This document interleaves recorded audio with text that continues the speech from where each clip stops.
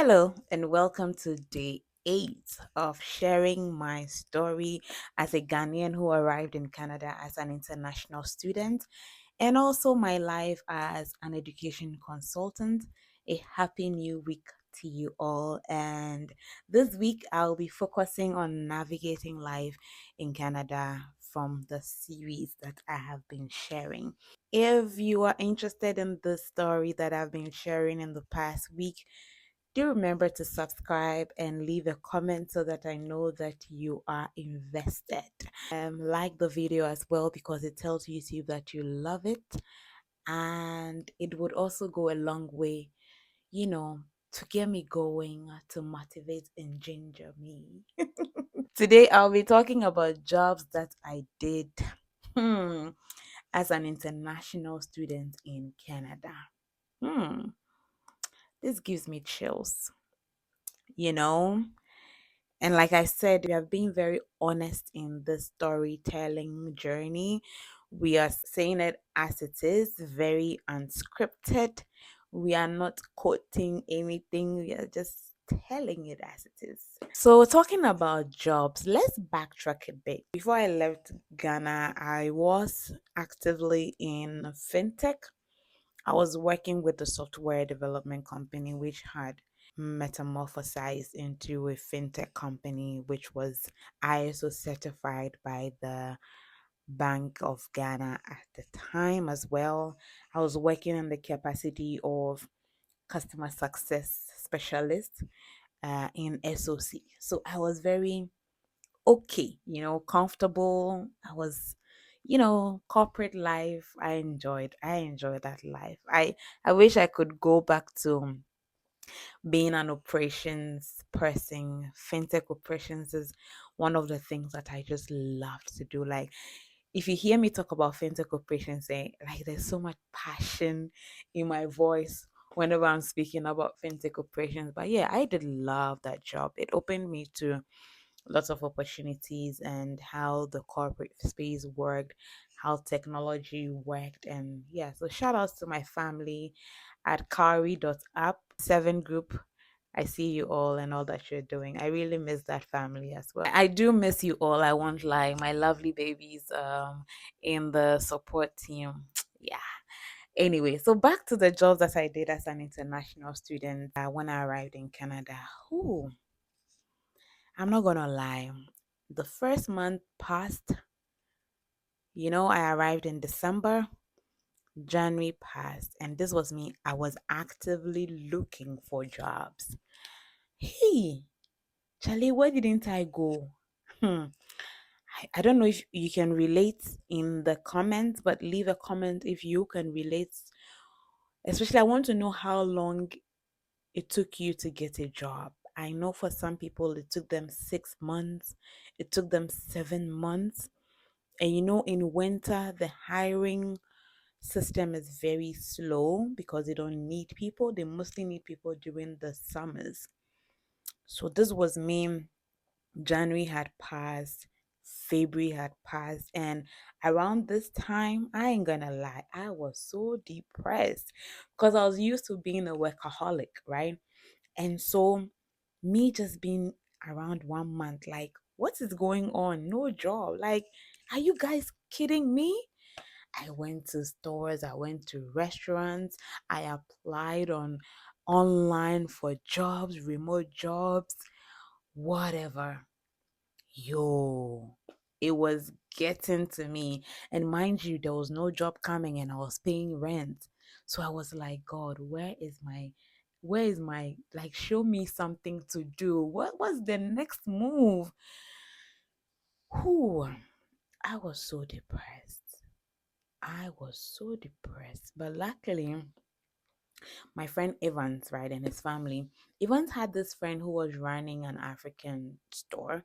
It was an African store warehouse, so that was where like most things were going to get packed, and then we would supply to the African stores and the African markets within the city, and would also had clients in other provinces, so we would pack their orders, and then the trucks will come for them and take them to Alberta, Ottawa, wherever. So my first job was working in that Africa store warehouse. If I find a clip or a video, I will put it in this video just to encourage anyone who is navigating life at this point in their lives. And I believe that it would encourage you as well. So I realized that my light had been off all along, but because this is unscripted, I'm not going to do a retake. So I just was trying to do this job. I was doing it every day. So I had a call with the owner. Shout outs to Ikea. She actually has my name, Lydia. So I really do appreciate that she decided to have me work for her as a national student, and I worked with her. Working with her taught me a lot about relentlessness and determination. I'm already a disciplined person when it comes to work. I don't joke with my work. I show up every day, whether it's rain or shine or snow.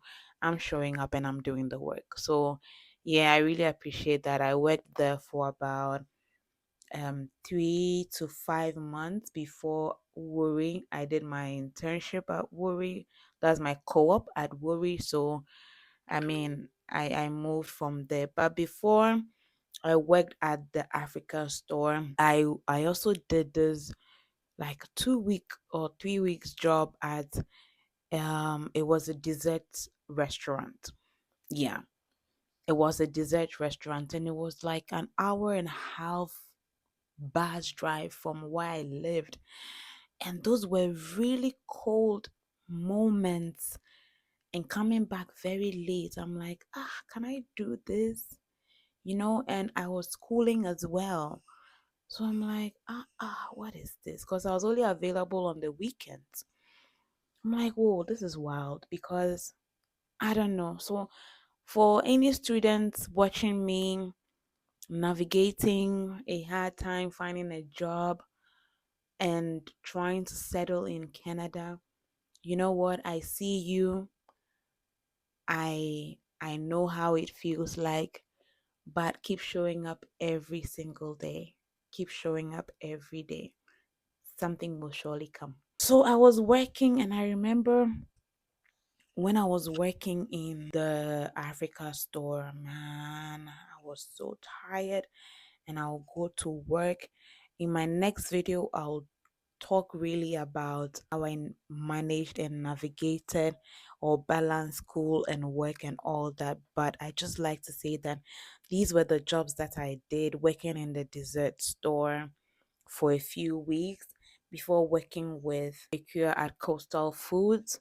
So Coastal Foods was like a great experience. It wasn't difficult working with Coastal Foods because my mom back from back home was already I was already doing most of the things that Coastal Foods was doing, like packaging and packing food items for the uh, Africa stores and markets within the city. So that was very familiar for me, and it wasn't difficult at all working there. And it was a moment for me, and I won't say I didn't like working there, even though the only reason I was frustrated with that job was because I was like, for how long will I be doing this? Because I felt like I needed to do something more, right? But regardless, I really do appreciate Coastal Foods for getting me this job and making me work. I did for what's worth, I did enjoy working there. Sometimes I got free food items as well, right? Yeah. And I believe that was also part of my journey. And so I nourished it and then I catered for it as I should. And then I went to Worry, and Worry found me through LinkedIn, and they decided to have me work with them as an education consultant. I was managing the Africa region, and after today, that is my baby. I've been growing the Worry Africa brand, and in the next video, I'll share with you how I balanced work as an international student in Canada. I must say though that when I used to work in the Africa store and I would go for lectures and come back home late in the night, man, that was a time of my life.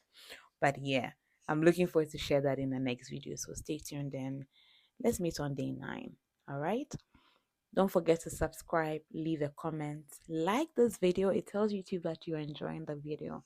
And I can't wait to share the next story with you. Keep being awesome and God bless you. Bye bye now. It's snowing. Oh my God.